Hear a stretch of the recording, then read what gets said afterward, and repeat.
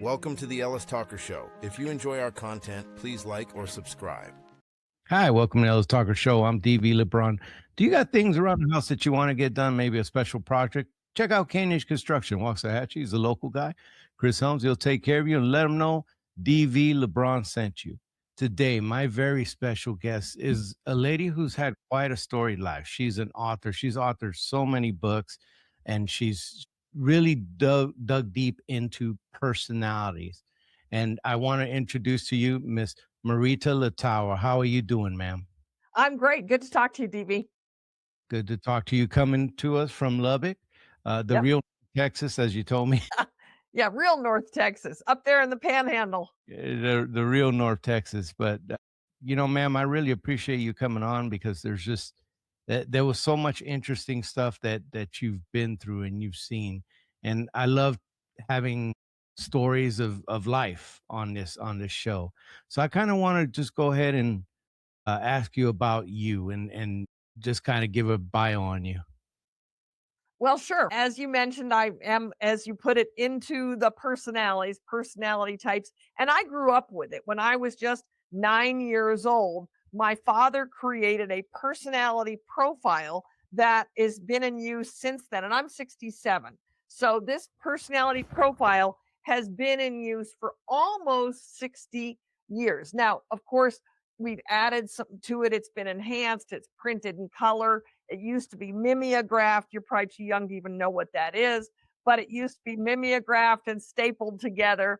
And, it's had many iterations, but the exact personality profile itself has remained the same and been in use. And we sell hundreds of these every single month, both either electronically through our website, thepersonalities.com, or through the paper version that you can get from my website, or honestly better, from Amazon. They'll get it to you quicker and cheaper than I will. So it's available. And we sell a lot of those. So that's been a pivotal part of my life. And you mentioned I've written a bunch of books. I've written 20 books, but I haven't written one in almost 20 years. So imagine if I had continued writing. Who knows? My mother wrote 40 books. And so I came into this topic and the idea of writing, kind of naturally because of my mother. My very first book was for women on color and wardrobe and makeup. And you may not be aware of this, DV, but some of your viewers / listeners may be, that back when I was doing that, when I was in my 20s, I was doing color analysis for women. And then it was kind of like everybody who was interested had already had their colors done, and it faded away, and I had to move on in life. And I had already moved on by then, so that was okay. But it's funny, it's kind of back in vogue now. People are having their colors done. So, but I did that 40 years ago. I was involved in that work, and my work evolved. My mother and I taught seminars throughout the United States for primarily women, but ultimately men started coming too. And on speaking and writing, we help people launch their speaking careers, and hundreds of books were written because of our efforts. I used to run the largest Christian writers conference in the country for a number of years. And we had editors who would come, and they were there looking for authors. And a lot of people got book contracts through that. So I spent a lot of time doing that. And then in 2012, my now ex-husband left me. And that was devastating for me because as a Christian speaker whose primary work at that point was on relationships, having my primary relationship fall apart was really devastating. And so I kind of literally crawled into a hole and changed my name and got a job running a nonprofit organization that advocated on behalf of energy and the energy industry. And so I served that for a decade using my speaking and writing skills, but speaking on oil and gas and coal. And I went to all these conferences, and I had a column that I wrote that was published in a lot of newspapers throughout the Southwest and on conservative websites throughout the country. And Then in 2016, when Trump got elected, those numbers don't quite add up. I actually got divorced in 2012, but my ex-husband gave me an ultimatum in, what would it have been, about 2008, I guess, gave me an ultimatum that if I had to make a choice of my marriage or my business. And of course, I chose my marriage. And he left anyway in 2012. So that's the numbers didn't quite. I was giving you a quick, short version, but That's fine. 2016, Trump got elected, and I said to my now husband, we got married in 2014 when I moved to Lubbock, and I said to my now husband, you know what I'd really like to do is flip houses. And so I had my education, my way back there, college, I majored in interior design. And so I've spent almost a decade in Lubbock, first flipping houses and then remodeling, working as a remodeling contractor, which is way more fun. It's much more fun to spend other people's money. So then last fall, late October, I realized that my book, my best-selling book, the only one that's really still in print of all the books I've written, that I realized this was published in 2000, which makes 2026. That makes this year the 20th anniversary of Wired That Way. And so I've kind of retired from most everything else. And I'm spending this year dedicated to reinvigorating the Wired That Way brand. When did you figure out, and you probably figured this out early, having your mom dealt with this, when did you figure out that personalities are not just quirks? They're actually something that can change or influence a relationship deeply. When did you figure that out? Well, this is not a direct answer to your question because, like I said, I kind of grew up with it. But where it really became important for me was when I was starting to work, which was like 15 years old at a fast food restaurant. But if you think about it, prior to when you go to work, if you don't like someone, you don't hang out with them. You don't go to their house, they don't come to your house, you don't play together, and you hang out with people that you like. But when you're at work is the first time you have to interact with people that you really maybe don't like, but there they are, and you have Yes. to work with them. And so for me, that's when the understanding of the personalities really became real. I understood what my personality was because I have one of the really obvious ones to identify.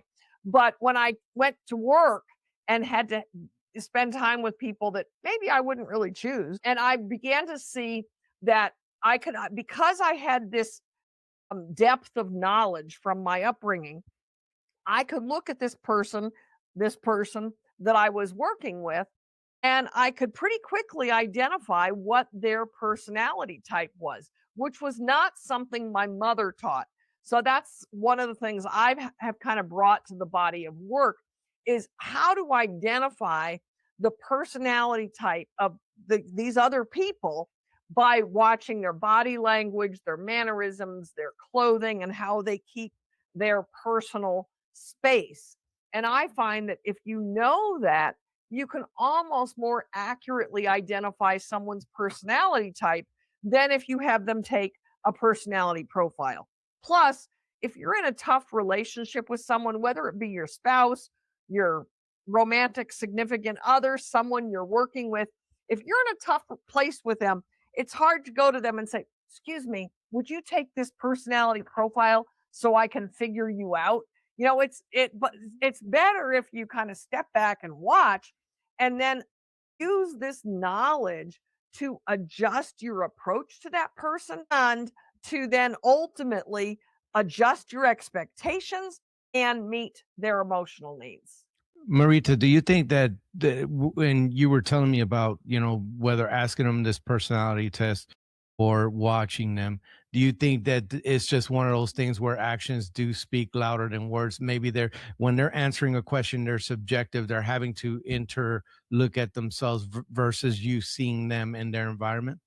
Yes, yes. I mean, I think when you work with someone day in and day out, or you live with them day in and day out, you see them at their best and you see them at their worst. And often those of us who are around those people, we know them better than they know themselves.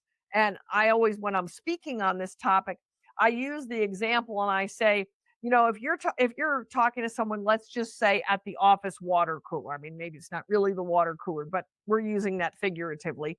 Hmm. And we've all been in a conversation like this where one person says to the other person, "Oh, you are so whatever it is."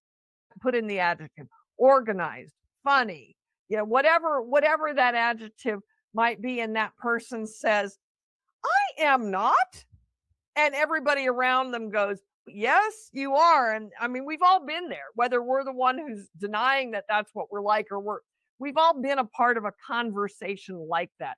So what I use that to kind of demonstrate that we really do often know those people better than they know themselves because of that daily interaction, seeing them at their best, seeing them at their worst. And for a lot of people, there's a lot of baggage tied up in who we think we are. There's what our parents wanted us to be. There's what our teachers wanted us to be, what our bosses wanted us to be, what our spouses want us to be. So a lot of times, by the time someone gets in to be 30, 40 years old, and you want them to take a personality profile, throw in they've been to sales training and Dale Carnegie and a few other things in there, they don't really know who they really are at that point. Right. But that doesn't mean their personality has changed. Their personality hasn't changed. How they present themselves may change, but that core inside hasn't changed. Wow. So what do you think that people in all these years that you've looked at this, obviously you get those moments where no, I'm not, and everybody's yes, you like you said, I've Yeah. had those moments. But what do you think is the biggest misconception people get about their personalities when they're looking at them? Well, I think there's several things. The biggest one though is people will say, "Oh, I don't like that stuff. I had one of those at work and I don't like that because you put people in a box." That's the biggest misconception. And that may be true for the way some other people present the same general material, because I didn't create this, my mother didn't create this. The general concepts are literally thousands of years old, going back to the great Greek thinker Hippocrates. So this is not brand new stuff. And there are other people out there who teach it perhaps with a little bit different twist or a little bit different approach. And perhaps the way they teach the concepts of personality types, you do put people in a box. The way I teach it is, this is a starting place. Understanding what your core, natural, wired that way personality type is, when you understand that, that gives you a starting place.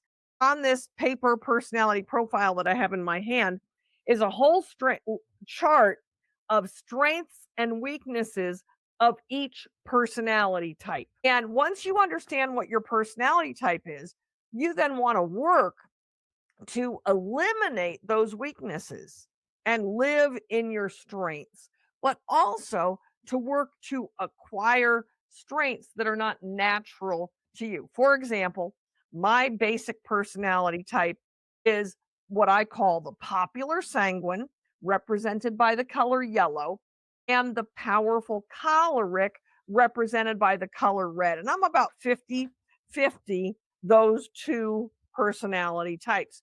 But the weaknesses of the popular sanguine are that we tend to be late and we're not very scheduled.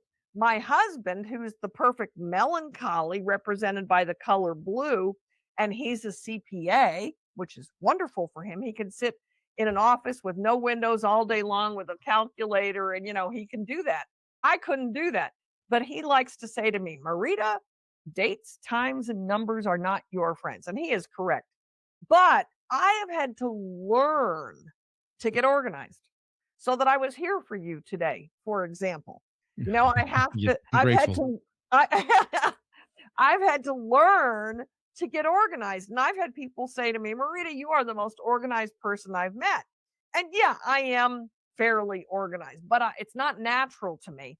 I've had to learn to get organized. And even just recently, a week or two ago, I was actually going to a political thing, kind of you and I were talking about. And it was a gathering at someone's house to meet a candidate, one of those kind of things. And I was going to this, and I thought it was at 5:30. And my husband would have come, but he didn't have enough notice, blah, blah, blah.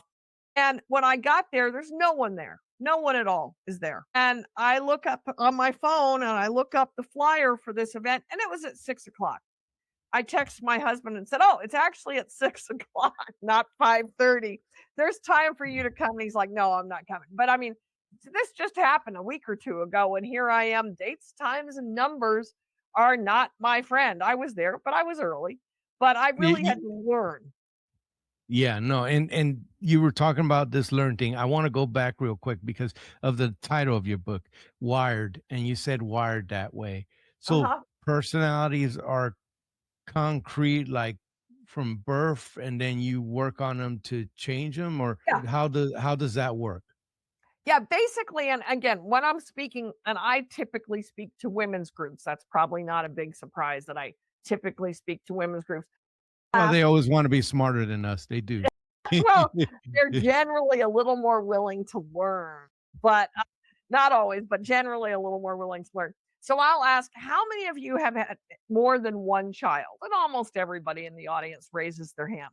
And I'll say, how many of you could tell in the womb that child B was different from child A? And they all raise their hand. They're not the same. You could raise them, same parents, same house, same bedroom, even the same clothes, and they come out different. Our personalities are hardwired into us. But as I mentioned earlier, this does not mean it puts you in a box. The goal for us as human beings is to grow and to mature and to kind of, you might say, evolve into someone who is living in our strengths and not in our weaknesses. Any one of these four personality types living in their weaknesses, which many people do live in their weaknesses, they never grow, they never mature. Any one of them living in their weaknesses is not someone you want to hang out with. Any one of them living in their strengths is someone you want to spend time with. And so it's a matter of growth and maturity. Are the weaknesses just easier to hang? Is it easier to live in your weaknesses? Have you seen that? Yeah, yeah, it is. I mean, you can just be, you don't have to put any effort in to live in your weaknesses, to be slovenly, to be, I don't know, or someone who's an introvert, which on the chart, the bottom two, the cool colors, the green and the blue, they're the introverts. The top two are the hot colors, and they're the extroverts, and hot air rises. That's why they're on the top. But it's very easy for someone who's an introvert to just stay home and never do anything and not get out of their shell. That's really easy for them to do that. For those of us who are extroverts, depending on which kind of where our personality is more, it's very easy for us to be loud and outgoing and kind of obnoxious. We've all seen people like that in restaurants that are living there in that loud, outgoing, obnoxious thing. And you kind of want to tell them, we really don't need to hear all this. But it's very easy to live in our weaknesses, but it takes discipline to minimize those weaknesses. They're always still there, but we can minimize them and learn to kind of dial it back. My ex-husband, when we would go out and I would get kind of wound up because I get telling stories and I get, excited and my voice gets loud. And he would That's kick awesome. me under the table and do this. And I understood Right. clearly that meant dial it back, dial it back. You're too wound up. And I do get that Mhm. way. No, I was very extra. I was very extra at one point in life. I think I've calmed down quite a bit, but I think that just came with age. I'm still an extrovert, but I think that there was a shift in my person. I don't think I know there was a shift on my personality after I came back from Iraq. I Yeah. was very different in my personality. The guy who went and the guy who came back had very different personalities. Before I get into the different types of personalities and how you broke that down, because there's a lot of language there, sanguine, and Yeah. I know Yeah. nothing about. But before I get into that, you talked about the politics and you were meeting up with a candidate, and that's kind of what I do on my show. I meet with these different candidates and have them on. What have you seen has been the is there a common personality that you run into in an effective politician, or do you see just kind of all work differently? Well, I mean, let me just mention the fourth one that I haven't mentioned, which is the green. which is the peaceful phlegmatic. This is the background person. This is the person that doesn't have a lot of goals, a lot of drive. They're content. That this person is not usually the politician. That's why I wanted to bring this one in, because they don't really have the drive to get out there and fight and change the world. If you study, my mother wrote a book analyzing presidents' personalities because she loved politics. I got that from mom. And Yeah. she wrote a book called Personalities in Power, and it ended with Bush, I think. But it went through, I haven't talked about this in ages. I can't remember which president it started with, but it went through, I think, Bush. But she analyzed all their personalities. And when you have this as a tool, it makes it really fun. Because obviously Trump, he is basically the powerful tolerant. He goes in where angels fear to tread. And yeah, he's a narcissist, but who's going to run for the most powerful job in the world if they're not a narcissist? That they've got to have some of that in there to be that. A touch of it at least. Yeah, they got to have some of it. So the majority of them are going to be, if you drew a diagonal line through this graph, they're going to be over here. They're going to have at least some of the powerful choleric. Trump's got a good bit of the popular sanguine. Trump loves to goad those reporters. He loves to poke at them, and he loves to egg them on. He just has great fun doing that. And he throws stuff out there that's total hyperbole. It's rooted in truth, but it's total hyperbole. And the press goes all, ballistic over it. And he just sits back and laughs. I think he gets a kick. I definitely think he gets a kick out of that, out of shaking it up a little bit. But that's very New Yorker personality. I think I brought, this is your, this the one that you've been holding up right here? Well, it's close. It's got the squares. This one has a little different content on it, but it's the same layout. So that's helpful for people to see. Now getting into these different personality types, you have the sanguine, the choleric, phlegmatic, and melancholy. Yeah. All right, let's break them down each. See. Okay. I'm trying to see where I'm closest to. Okay, I got to give you a little background. Those words that you couldn't pronounce, those are Greek words, and they come from Hippocrates way back thousands of years ago when he first came up with this idea that people were different. And he tried to figure out what made people different. And what he concluded at that time was that we had different fluids running through our body. And so anyone who's listening who has a medical background will know that the word sanguine has to do with blood. And so he believed that person who was the loud, fun-loving, outgoing kind of person had red hot blood coursing through their veins. Now, obviously, he had limited scientific and medical knowledge available, but today we realize he was more right than we thought. Well, it wasn't fluids, it was inborn. It was something in us. Today we know it as DNA, and that's what makes us who we are, where that personality comes from. So those words are the Greek words. Because they're Greek and most people can't say them, and they don't mean anything to people, I like to add to it a modern day adjective. So I have the popular sanguine, the powerful choleric, the perfect melancholy, and the peaceful phlegmatic. I also add colors to it to make it easier for people to remember. And I tell people, whether you use the Greek word, the adjective, or the color, or a combination, it doesn't matter, because these labels are just vocabulary that allows us to talk about it. So with that background, I like to start with the popular sanguine, not just because it's who I am, but because the popular sanguine is the most obvious to identify, because we tend to be loud, we tend to be outgoing, we tend to talk with our hands, and especially in children, you'll sometimes hear a mother say about a child, oh, he never met a stranger, or she never met a stranger. That's the popular sanguine. They're talking to the people in the grocery store line with them. They're chatting away. And as adults, we tend to like bright colors And as I said, we tend to have a loud voice and messy personal space. So those are some clues to help you identify the popular sanguine personality. We tend to be, like I said, we're very friendly, never met a stranger, but we also tend to be unscheduled and late. Then I like to Yes. go looking at that chart. Can you throw that chart back up again? Yeah, let me see how to do that again. Technology is getting Oh, I harder and know. Well, harder I to can use my little manage, but paper version here. no, that's all right, right here. Again. Okay. So they're arranged the way they are on the chart. There's a very specific concept here.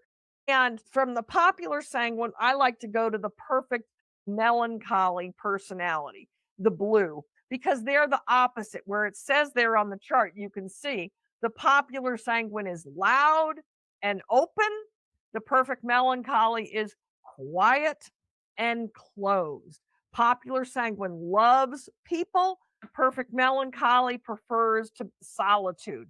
They're energized by solitude. They like charts, graphs, and lists, and they tend to be suspicious of other people. They're perfectionistic. That's hence the term, the perfect melancholy. Then I like to go to the powerful choleric personality represented by the color red.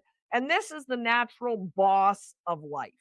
And I mentioned children that you can tell on the playground sometimes. The powerful choleric is the one that is telling the little friends what to do. And the little friends strangely do it unless they run up against another powerful choleric who pushes back and says, no, we're not going to do it that way. But the powerful choleric is the natural boss of life. They tend to be very focused, and their gestures are like pointing, wagging their finger. They're not just like talking like I do. They're very specific gestures. They're the natural born leader, and they're goal oriented. The opposite of that person is the peaceful phlegmatic, represented by the color green, and that is the natural background person of life. They're the ones that if you say to them, would you like coffee or tea? They'll say, oh, I don't care. It doesn't matter, whichever is easiest. And it is true that they don't care. It's whatever is easiest. And so that's the peaceful phlegmatic. They're very comfortable to be around, and they dress comfortably as well. So you can kind of see some of the things that are there for those four personalities, and realize basically, and I've kind of indicated this, but I haven't said it point blank, that none of us are 100% exactly one personality type. No. I like to use I'm a kind of color living wheel. I'm kind of living in that in between that yellow and green. I lived my life, ever since I came back to Jesus about 8, 9 years ago. He told me I needed to be kind. So I live a life of trying to be kind. And my wife says, you could just talk to anybody. You just, Huh? you can make a friend just out of nowhere. And, Yeah, um, there you are. That would and, be, and yes, but I'm also not as now I value peace very much, and I'm very comfortable where I'm at. I'm looking forward to retirement. My goals are more like, getting out and seeing the parts of the world that I haven't seen. And, I enjoy being background. It's kind of a weird in the middle of that.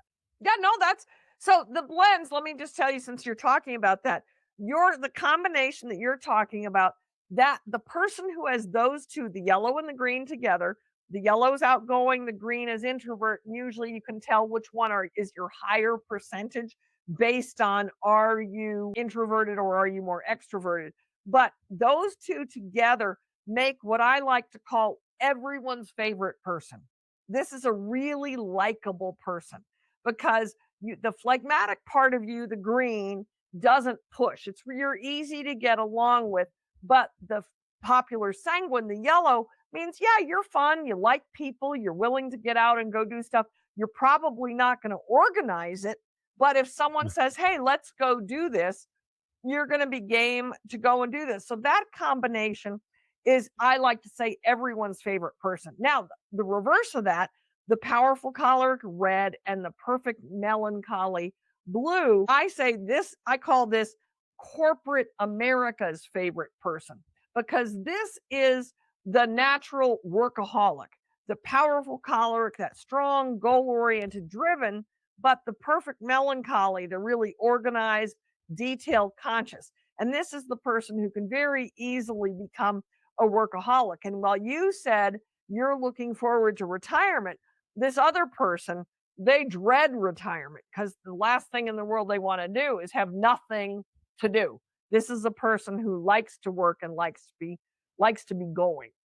And the Mm. top two, which is what I am, that means both parts of me are the extrovert.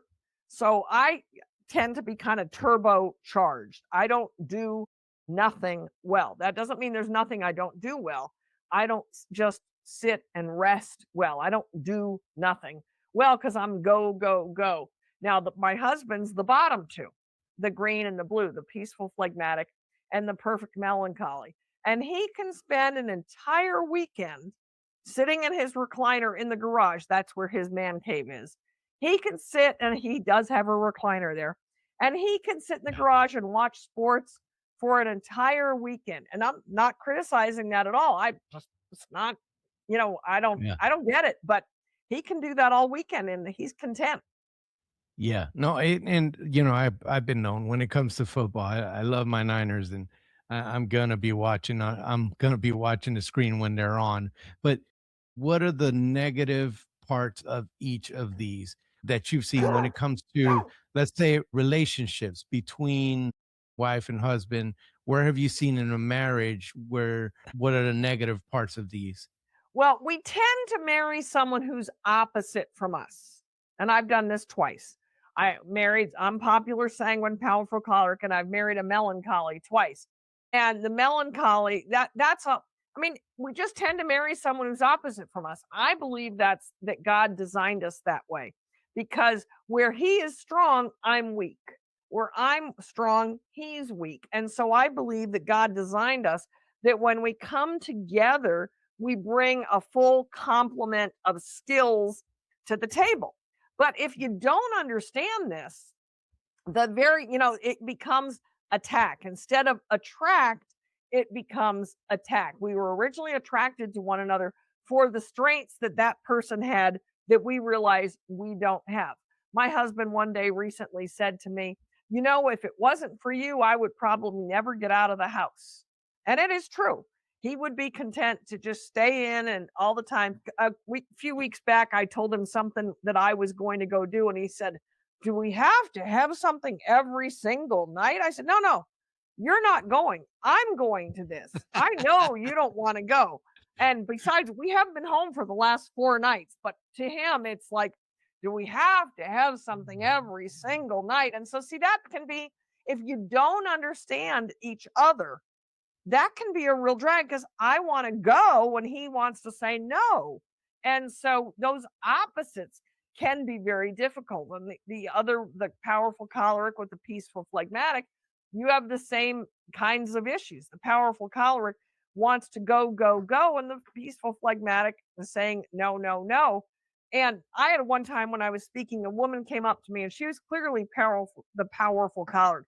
She came up to the stage where I was like, her feet were stomping on the ground, and she comes up and she's kind of got this kind of look on her face, and those are all dead giveaways.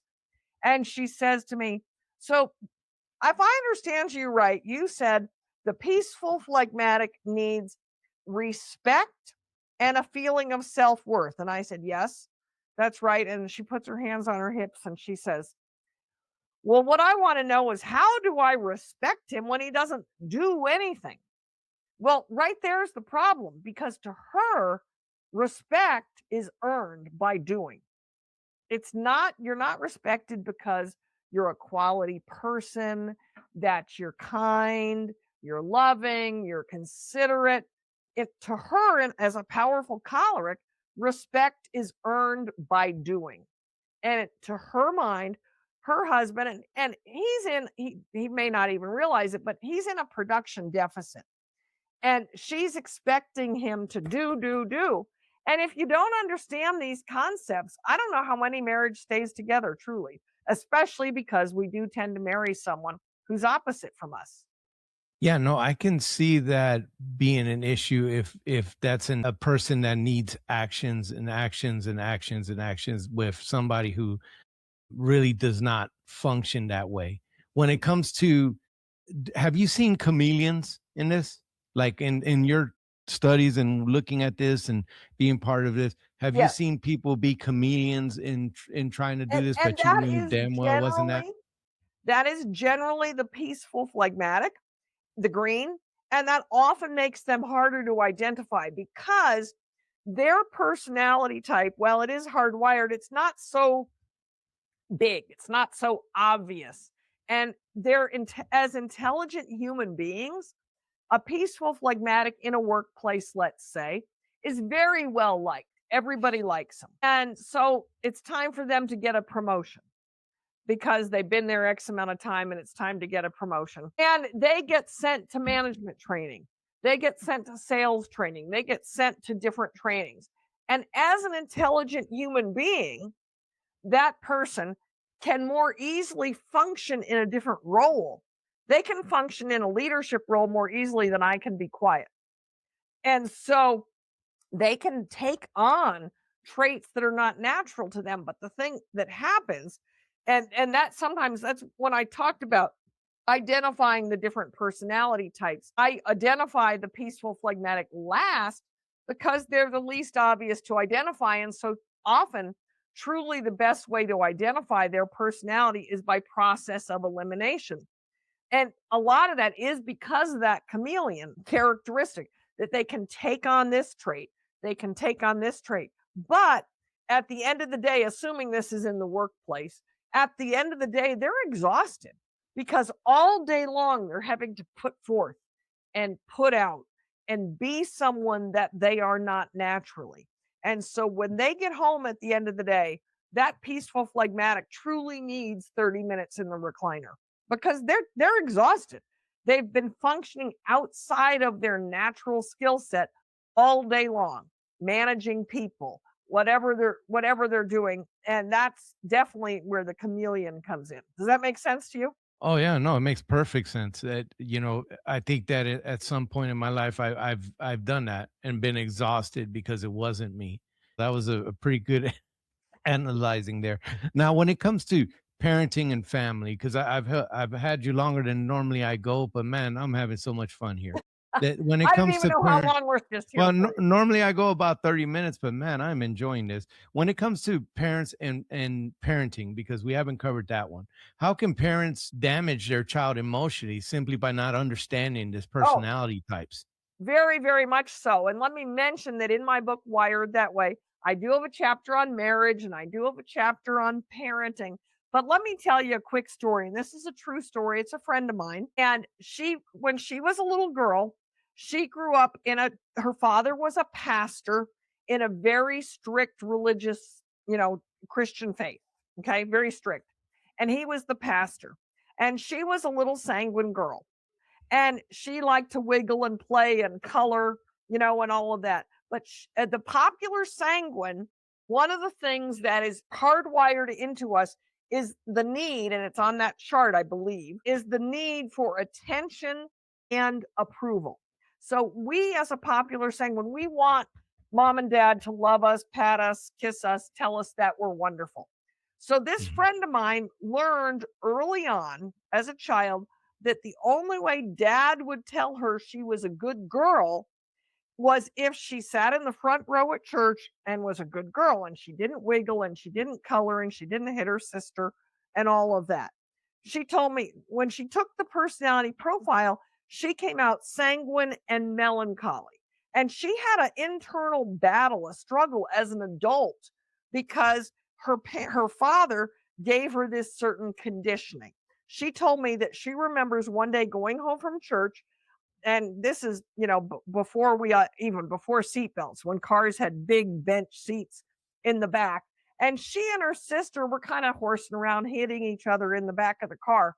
And her father turned around and wagged his finger at her and said to her, "There is no place in the Christian life for frivolity."